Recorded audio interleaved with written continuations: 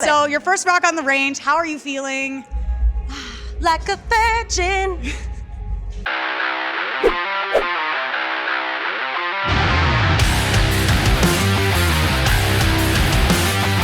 So first of all, Never Alone is coming out soon. Yes.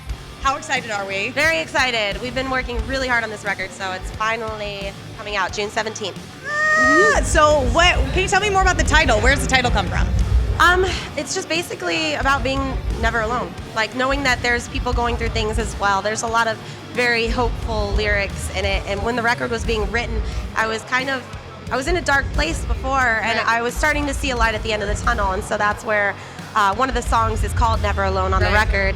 And it's just like knowing that you're not alone and everybody goes through stuff in life. And like, you know, I've been there, you've been there, everybody's been there. all been there. Yeah, so just know that there's a light at the end of the tunnel. It's a very hopeful message throughout the record. And in terms of your fan base, do they sort of attach to that message with you? Yeah, actually there's one song that we stopped playing live because people would come up to me and cry because it was about losing someone, and it, you know, we put a lot of passion into our live show, and so I almost cry every time we do that song. So I kind of stopped doing it. It's called Now That You're Gone.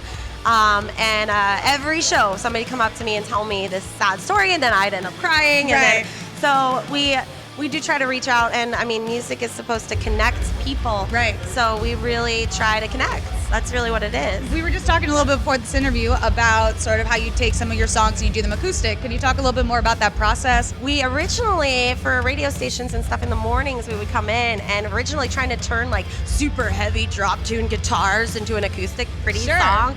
Didn't work out so well, so we actually restructured the entire song, like Finally Free and Monster, which are our two singles. We restructured it to where it's just more like melodic and it fills in the spaces, and we added keyboards and stuff like that. So it's totally a different song, completely. So I hear that you have a bit of a soft spot for animals. Yeah. Where did that come from? I don't know. There's like my dad had like 10 cats and they're all dying now. Sad story. But so anyway, sad. Yeah, like 15 years ago, he adopted like 10 cats.